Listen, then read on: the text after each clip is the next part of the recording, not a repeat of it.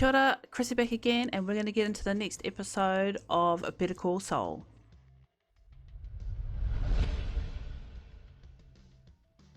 If you would like the full-length reaction to this episode as well as other episodes, then you can find the link in the description below. I have full lengths to this show and other shows, so you can come and watch a little bit early with me over on Patreon. Otherwise, we are going to get into the next episode, which is Season 1, Episode 8, RICO. Last time we had the episode Bingo. I think we finally wrapped up the whole Kettleman thing. Mrs. Kettleman was so adamant that what they had done was, completely innocent. She refused to acknowledge that there was any money that was taken. And Saul brought on Mike to help remedy that whole thing. The Kettlemans went back to Kim, and I think they are finally doing what they have to do, the right thing. But like I said, I think that's finally all over and done with. We also had Chuck that he's kind of teaching himself or forcing himself to spend some time outside, becoming acclimated to the electromagnetic waves and such out there. So things are coming along with him, I guess. Yeah, so like I said, we're going to get into the next episode, RICO. I don't know what's going to happen now, but we're on episode 8, so let's get into it. What? Is this Jimmy? He's Hey. He works in the mailroom? Thanks, Jimmy. Trina.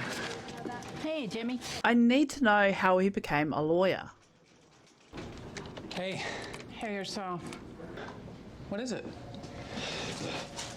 I can't open it. Oh. Results of something?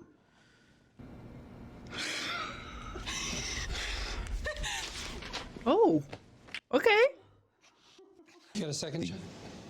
Not really. It'll just take 2 seconds, I promise. All right. Look at him. You passed the bar? Oh! I did. I mean, I thought if Kim can do it, maybe I can too, So I got my last few credits for undergrad from a community college, and I found a law school that would accept me. I mean, it wasn't Georgetown or anything, but You passed the bar, though. the bar exam's a mother. I mean, for me, it was. I failed it the first 2 times, but I guess it's like losing your virginity. 3rd time's the charm. Wow. Oh, this is great. Are you proud of me? Oh, yes, absolutely. Thanks. Chuck, that means a lot. You can really tell it does. If you think it's appropriate, once I get sworn in and everything. Oh boy, that's asking a bit. It's a bit much there, Jimmy. Well, that's the question I'm going to have to take up with Howard and the other partners. But how could they say no? You represent the mailroom, so you show those upstairs jackholes how it gets.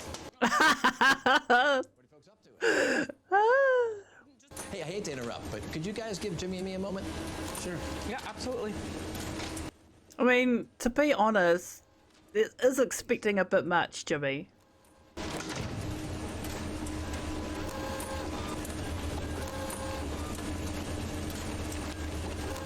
I love that you can't hear it because you're just gonna watch the facial expressions,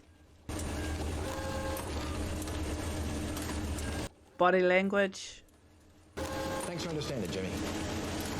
You want the door open or closed? Closed. I mean, it's fair, right? Like, it's not just me. It's not just me being bitchy. We've reached a plea agreement for former Treasurer Craig Kettleman. We believe this is a just and fair outcome and brings to a close an incident Mr. Kettleman deeply regrets. Would you like another Hydrox? No, thank you. I'm all hydroxed out. Hydrox. Looks like an Oreo. One moment.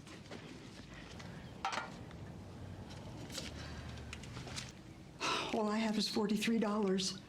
Oh, come on. I am just so sorry. It's fine. You could keep the will until I get my allowance. We'll just make it an even 120. All right? That's nice of you, Jimmy. Excuse me, allowance? Your family has you on an allowance? No, it's my money. I just get it from Sandpiper Crossing. She's being cheated.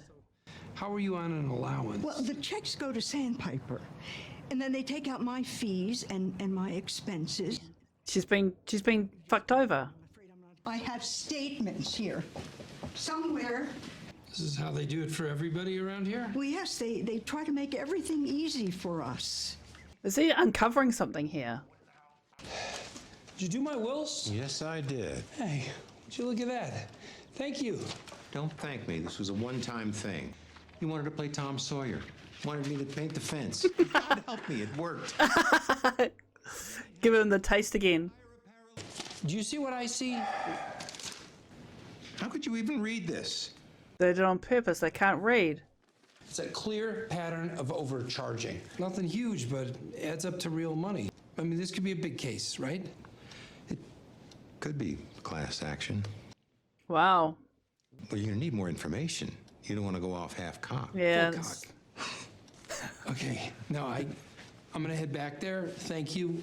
Are they going to let you back in though? Because they've been kind of tipped off now after that little impromptu meeting that he held. Back to see Mrs. Landry. There we go. Sorry, sir. New policy. We're concerned about solicitation on the premises. We are obligated to protect our residents from being harassed. He's, and we have the right to refuse entry. They're destroying evidence. I have clients in there now. They have a legal right to meet with me. Well, you'll just have to arrange to meet them elsewhere. Wow. This has got me a little bit stirred up down there. Can I use your restroom? Jesus Christ, Jimmy. To Sandpiper Crossing. Clients from Oh. Sir, are you all right in there? We believe that breach of contract. Let a man shut in peace. Christ. This is a demand letter informing Sandpiper Crossing of pending litigation for defrauding my clients through systematic overcharging. You're shredding in there. I'm not deaf. I can hear you. Stop right now. Don't call your lawyers right now and tell them I said that. Me, James McGill, Esquire. Telling you guys. Oh, God. You know what? I have no idea what Esquire means. Jesus. Are you going to go dumpster diving? You do what you got to do. Better you than me.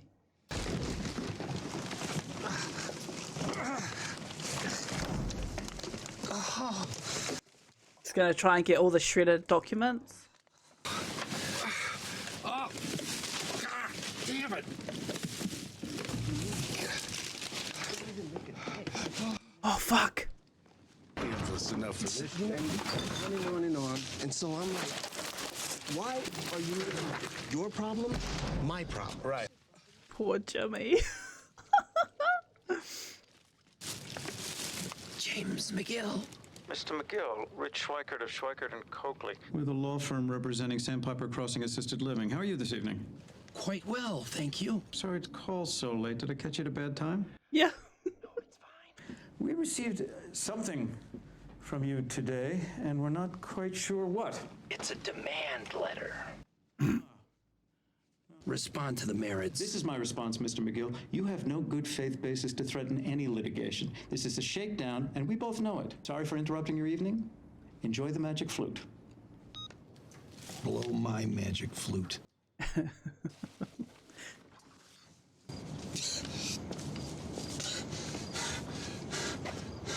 Oh my God.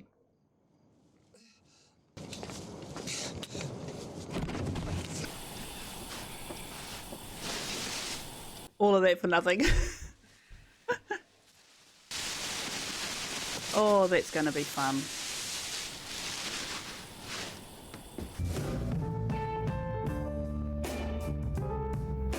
That would take days, weeks even. There was no lock, no nothing. I just lifted the lid and there it was. There's no reasonable expectation of privacy in that situation, is there? You can't say it's private if a hobo can use it as a wigwam. You look like you could use a cup of coffee.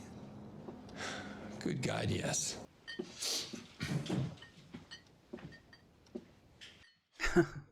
He's out.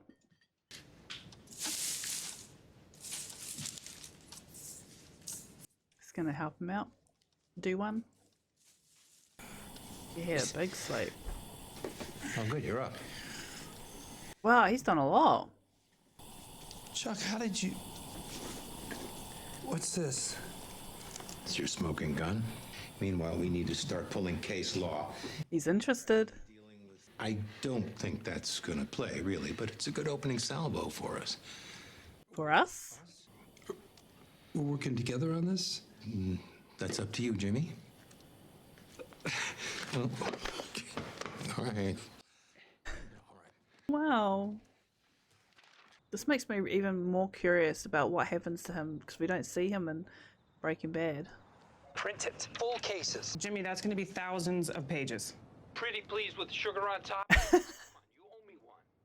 But this is going to take hours. And who do I bill it to? Bill it to Howard. I still remember his code. 1933, same year Hitler came to power. I'm not billing it to my boss. How about yours? This is $400 worth of printing. The accountants will find it and I'll get fired, which sounds fun and all, but no. You have to pay to print things out? 1868. Use that. It's Chuck's. You're using Chuck's number? Does Chuck know you're using Chuck's number? We're working on something together. And Chuck can handle this? Last time I saw him, he was... Last time you saw him, he wasn't himself, okay? This is good for him. It is good for him. Oh, God, I wish you'd get a lock on that bloody mailbox. Anyone could come along and steal your stuff. Hello? Hey, How'd it go? kid's a dream. She's easy. And you better stay that way. I want to know what I should do with this. I've been carrying it around for weeks. Look, with Maddie gone, I have expenses, and the death benefit helped, but can I spend this? If this money helps you and Kaylee, if it does a single good thing in this world, then you spend every penny. It's a relief. Of course, it's only a drop in the bucket. Why, does she owe a lot of money? Yeah, it's like $800, not counting labor. Hey, Mel, can I call you back? Gentlemen, I'm Jimmy McGill. Welcome. Rich Schweikert. Make Oh, yourselves no. comfortable, gentlemen. I hope he's not getting in, like Chuck isn't getting in too far. Chuck, come on, buddy. Nervous. Yeah, damn it. I don't know if I can do this. You can do this, all right? They're scared of you already, and they should be. You're Charles McGill. Yeah, it's too much. Oh no. I'm worried. There are a lot of assisted living facilities out there that may be disreputable, but that's not the case with our client, not even close. All their facilities, all 12 of them, every single one, 5-star rated. Sandpiper takes care of these people. They don't bilk them. It's syringes, so? It's not what it is that matters, it's where it's from. Lincoln, Nebraska. Your client accepted shipments across state lines for its enterprise. Okay. Are you trying to make this a RICO case? Like our Oh, is that gaudy or something?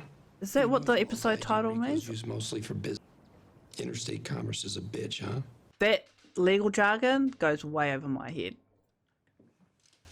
What number exactly did you have in mind?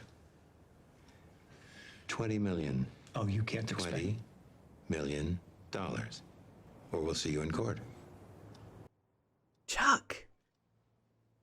Really? That's like way above what they estimated. What Jimmy estimated. 1 to 2 million, he said. Some injunctive relief, maybe a TRO. Jimmy, do you want to get started on the TRO? Yeah, yes. Where'd you get her? Shelter. Good. There's too many puppy mills out there. Anything else I can do for you? This is the, yeah, I recognize him now. Depends on the type of work you're looking for. Well, you tell me what you got. I'll tell you what I'll do. Okay. I'm confused with all of that. Did you get what I asked? It's in the car. Just give me a minute. Chuck's gonna go and get them? Where's...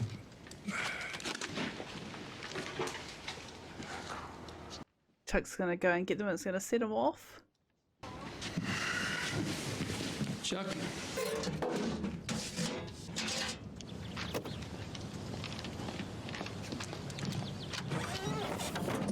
Don't say anything. Don't say anything. Just let him do it.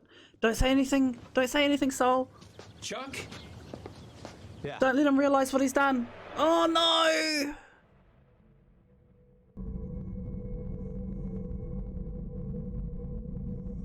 Oh no, oh no, oh no.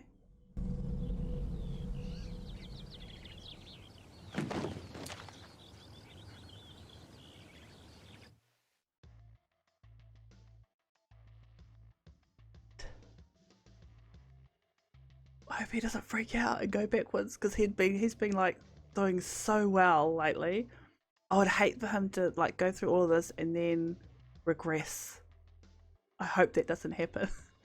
Yeah, the more he gets into work, doing his work, you know, the better he becomes. But it's not going to fix the underlying issue as to why he's like this in the first place, I imagine. Yeah, how did he get like this in the first place? Again, that whole RICO thing, in the state law kind of thing, I don't understand it. But, you know, I'll just go along for the ride. But it looks like they're going to make this into a multi-state class action kind of thing.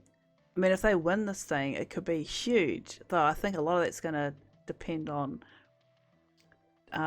whether Jimmy and Chuck can continue to work together. Hopefully, like I said, Chuck doesn't go backwards because of this, you know, what's happened. I remember that flashback that he had where he was in jail and his brother had to come and get him out. And you know, Jimmy being very positive that he wanted to change and, you know, he wanted to do better and all that kind of stuff, and he'd been doing all this studying and everything, all these classes and that in secret to be able to become a lawyer. So this is why he did it. Well, how he did it, passing the bar. I mean, I guess no matter where you learn you know, your trade, I guess, no matter where you learn, go to college or whatever, you all have only one bar to pass, I imagine. You've all got to pass the same bar. So, you know, and he said he failed it twice and then he got it on the third go, you know, still that's an accomplishment. You can really tell how much Chuck's approval and you know, Jimmy needs, you know, he wants his brother to be proud of him, and you can see that. And when they just, you know, when Chuck said that they would work together, you know, instead of, you know, give him that handshake and instead of giving him that big hug, it's, you know, it's wholesome to see. So I guess we're going to be following along with Jimmy and Chuck on this big case now. Whatever was going on with Mike in the background, I'm not quite sure. And he's gone to see the vet dude for some reason. I don't know. Maybe I was just too caught up in what was going on with Saul to kind of pay too much attention to it. But we'll just have to wait and see where Jimmy and Chuck take this case next. We're rapidly coming up onto the end of the season. I've only got 2 more episodes to go, so it'll be interesting to see how it's going to end. But for now, we're going to leave it here. Thank you for joining with me. Don't forget to like, comment, and subscribe. And we'll see you next time for more Better Call Saul. See ya.